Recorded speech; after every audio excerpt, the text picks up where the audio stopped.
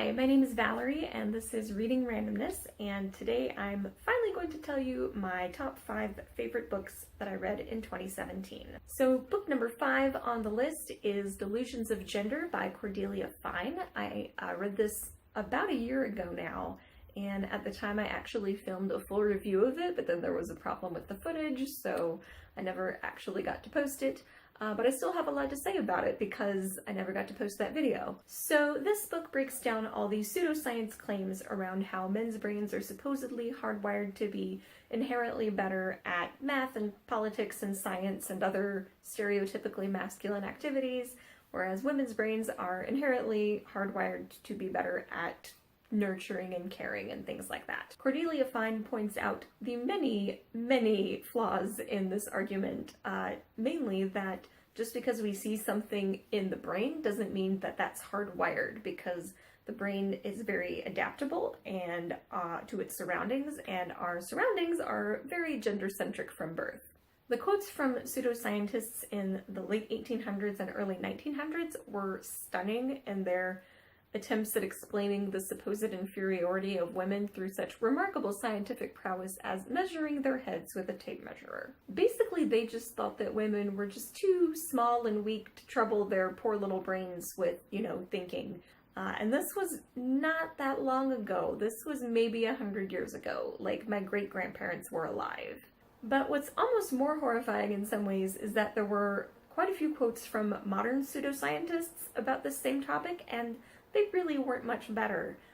The author happily, tears down all of their arguments and is super snarky about it too, which is one of the things that I particularly loved about this book. So this book, while I loved it, is not perfect. There were a couple things I did want to mention.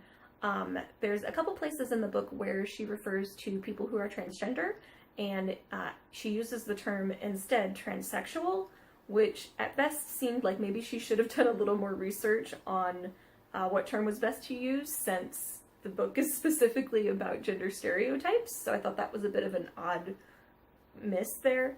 But I will say that the quotes that she gave from transgender women were very interesting, because it kind of gave perspectives from people who had experienced life, being seen as a man and also being seen as a woman, and kind of how people saw them differently. So I thought that was really interesting.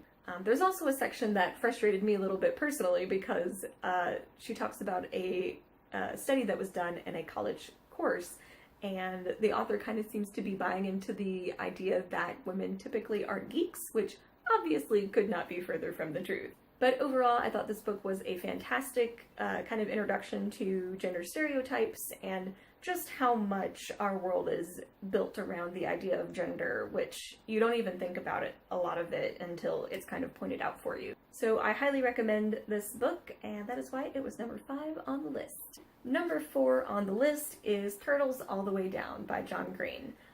I will admit that the books that John Green writes are not typically my favorite genre of book. I don't tend to read a lot of YA books, with the exception of the occasional dystopian. I'm more of a fan of John Green and his brother Hank through their YouTube channel and the million other projects that they now have going on. But if you haven't heard of John and Hank Green, they run a YouTube channel called Vlog Brothers and have for many years, and they do a bunch of other things too. They're pretty great. So I really enjoyed Turtles All the Way Down. It's definitely my favorite John Green book I've read. I've also read The Fault in Our Stars and An Abundance of Catherines. I liked An Abundance of Catherines. I very much liked The Fault in Our Stars, even though it made me weep buckets, which I thought was really unfair of it. But I loved Turtles All the Way Down. And the bonus is that it didn't make me weep buckets, which I was convinced that it would do after I read The Fault in Our Stars. I was utterly prepared for this book to destroy me, and it kind of did, but not in like a weeping buckets kind of way like The Fault in Our Stars, at least not for me. So this book is about a teenage girl named Aza. I believe it's pronounced Aza. It's spelled A-Z-A. And she is living with OCD and I believe also an anxiety disorder as well. And it kind of just shows what it's like for her to live with this with this as a part of her life. And it's really interesting. John Green has said in interviews that he initially had the idea for the book because he wanted to write a mystery where the person solving the mystery was not helped by their OCD or other mental illness, because, you know, Sherlock and kind of other detectives are like, oh, that, you know, their mental illness helps them, you know, solve the crime. And that has not been John Green's experience with his own mental illness. So I thought that was a really interesting kind of idea for the beginning of a book. So there is a mystery in this book, but really, as with any John Green book, this is not about the plot, it is about the characters. And I thought the characters were fantastic, especially Asa. You really feel for her and what she's going through in this book, and I highly recommend it. I feel like it's one of those books I'm going to have to reread, because there were a lot of like one-liners that when I read them I was like, ooh, that was really good. Like, that had a really deep meaning, but I need to reread it to kind of let it sink in. So but yeah, it talks a lot about, you know, living with mental illness and connection and just all kinds of things. So and also her best friend writes Star Wars fan fiction, which I thought was hilarious. So yeah, if any of that sounds interesting, especially if you enjoy YA novels typically, I highly, highly recommend Turtles All the Way Down. Number 3 on my list is Between the World and Me by Ta-Nehisi Coates. Particularly since the 2016 election, I have had a desire to read more books that would allow me to learn more about the perspectives of people who do not have the same privileges that I do, and learn more about the social and political issues that still exist in this modern world. This was one of the first books on my list to check out, and because I'd heard so many good things about it, and it definitely lived up to the hype, obviously, since it is number 3 on the list. So this book is written by Ta-Nehisi Coates in the form of a letter written to his son, and it talks about kind of the history of racism in the US and his personal experiences with it. This is an amazing, informative book, and definitely, even more so than Turtles All the Way Down, I think it's a book that I'm going to need to reread, because there were so many lines in it that made me have to stop and put the book down and just kind of reflect on them for a moment. So this book talks about a lot, you know, in regards to racism, but one part of it that stuck out to me is that it talks about the very real way in which slavery had an impact on the foundation of our country, and on still has an impact on racial relations today and on the lives of Black Americans today, which you know, you learn in school about slavery and about racism and the civil rights movement and all of that. But I don't know if I had ever read something like this that really hit home as to how much of an impact it still has. Another thing I thought was very interesting about this book is that it talks about the idea of race being a constructed concept, and that the categories that we use for race are pretty arbitrary. How, like, people who today are considered white, like maybe Italian Americans, you know, 100 years ago or whenever Italians were first moving to the US, maybe would not have been considered white, would have been considered like an other person. So I thought that was a really interesting point as well. And of course, like, since this book is directed, you know, as a letter to his son, it talks a lot about the concerns and hopes that he has for his son living as a young Black man in the US in this day and age. And it really brings home, like, just how much of an impact this still has on people's lives. So I am very much looking forward to reading more on this topic. One of the things I saw people pointing out on Goodreads was that maybe some Black Americans didn't entirely agree with his view of racism and his view of racial relations in the US, and because his is just one perspective. He can't speak for, you know, all of the Black people in the US or the people of color in the US, and I thought that that was a fantastic point. So I am very much looking forward to reading more books on this topic, but I thought this was a fantastic place to start. Number 2 on the list is Interpreter of Maladies by Jhumpa Lahiri. This was one of the first books that I read last year, I think maybe the first or second book that I read last year. And I think it's kind of impressive that, having read it so long ago, it still is number 2 on the list. There was only one other book that could top it. So I had this book for a while and had been meaning to read it for a while. And and finally got around to it last year. So this is a short story collection that won the Pulitzer Prize, and I can see why, having now read it.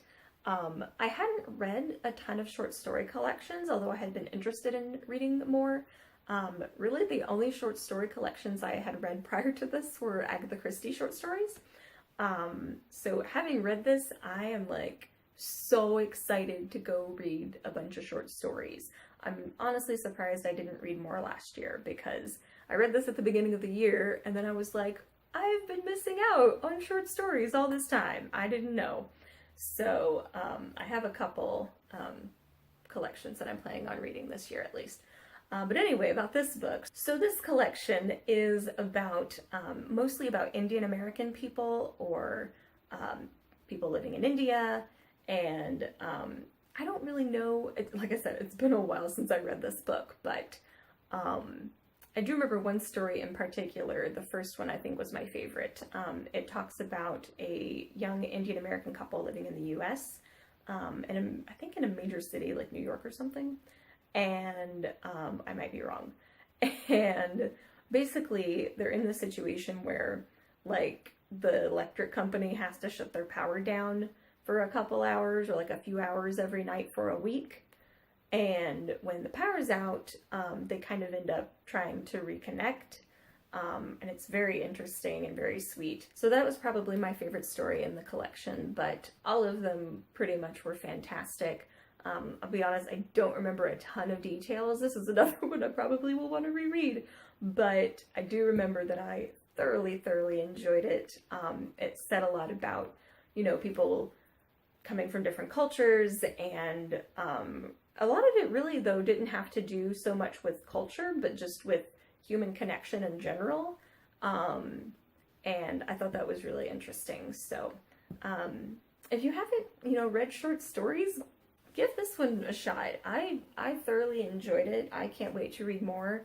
I found 2 other books by her at my library's book sale last summer, and I haven't read them yet, but I'm very excited. One of them is another short story collection, and then another one is a novel. So I am very much looking forward to those.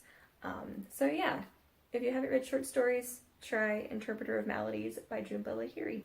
And number 1 on the list is The Dead in Their Vaulted Arches by Alan Bradley. I went back and forth on whether to pick this book or Interpreter of Maladies as my number 1, but I couldn't let go of this book. I have talked endlessly about this mystery series starring an 11-year-old girl with a gift for chemistry living in 1950s England, and with good reason. It's such a good series. This is the 6th book in the Flavia de Luce mystery series, and it's interesting because this book is not even so much about the mystery, but it's more about Flavia and her starting to grow up. Throughout the series, she's been 11. In this book, she's just turned 12, and she's going through something that, you know, would be very difficult for an adult, but, you know, she's 12 and she's having to go through this.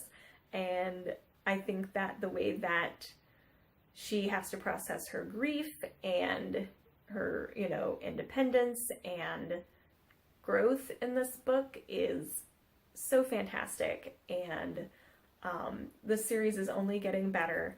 I liked book 7. I read it last year as well. I think I read 5, 6, and 7 last year. But book 6 was definitely my favorite of the 3. I just thought that it was definitely kind of a change for Flavia. It was kind of an important moment for her to go through, and I know that I'm not really saying a whole lot about the book because it's the 6th book in the series. Like I said, it's kind of hard to do these when the books I read are sometimes far into a series, and I don't want to spoil it because I really think you should start from the beginning because they're fantastic. So I highly recommend that you read the first book in the series first. It's called The Sweetness at the Bottom of the Pie, again by Alan Bradley. And yeah, she's just, Flavia, almost said Flavia again, Flavia is just so precocious and fantastic and intelligent and clever and wonderful, and she is, I hope that there's like young girls that read these books because I feel like she's such a good role model for kids, even though she's constantly getting into trouble. But, you know, she doesn't let people patronize her, basically. So I thoroughly appreciate that. So again, even if you are not typically a person who reads mysteries, I cannot recommend this series enough. So again, this first one is called The Sweetness at the Bottom of the Pie. So there you have it. Those are my favorite books that I read in 2017. I've read a lot of books so far this year already. So I will be posting a video shortly about those, hopefully, probably. And yeah, so thank you for watching, and I hope you have a fantastic day.